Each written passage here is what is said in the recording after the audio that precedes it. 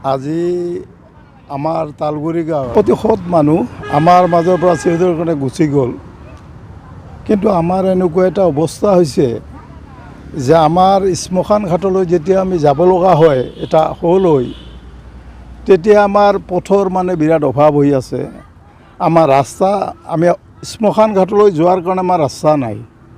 সেইকাৰণে নদীয়েদি আমি এই নদীৰ এইফালেদি কলৰ ভোৰ বনাই আমি এই মৰাশটো লৈ যাব লগা হৈছে।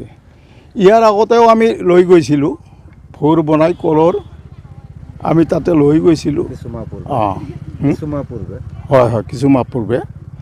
আৰু ইতিমধ্যে সেই কথাখিনি আমি আমাৰ স্থানীয় সাংসদ মাননীয় ফণীভূষণ চৌধুৰীদেৱৰ লগত যোগাযোগ কৰিছিলোঁ, তেওঁক কৈছিলোঁ আৰু তেখেতে আমাক সঁহাৰিও জনাইছে।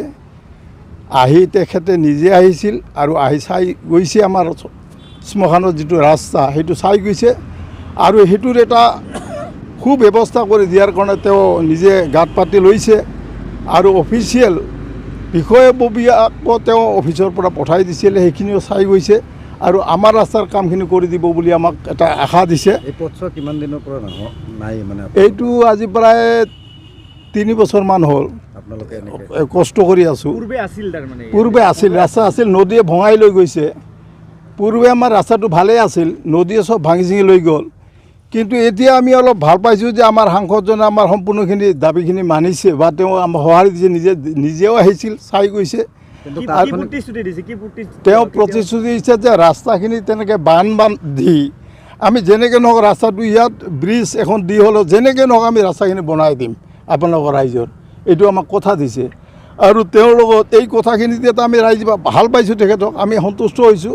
আৰু আমি বহুত আশাৰ অক্টোবৰ এইখনে অক্টোবৰ পৰিল নেকি, অক্টোবৰ নৱেম্বৰ মাহৰ ভিতৰত কাম তেওঁ কৰাৰ কথা কৈছে।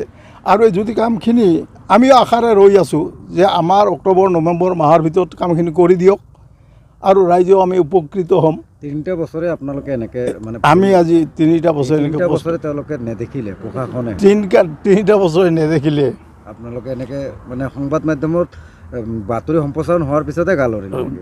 তেনে আমিও গৈছিলোঁ, গৈ আমি নিজে গৈ সাংসদক লগ কৰি মাতি আনিছিলোঁ যে আপুনি চাই আহক আমাৰ কি অৱস্থা হৈছে। দ্বিতীয়খন শ্মশান নাই নেকি আপোনালোকৰ? দ্বিতীয় নাই, সেই এখনেই আছে। বৃহত্তৰ অঞ্চলত কিমান জনসাধাৰণ আছে? এই বৃহত্তৰ অঞ্চলত প্ৰায় 7,000 মান এটাই বহুত অসুবিধাৰ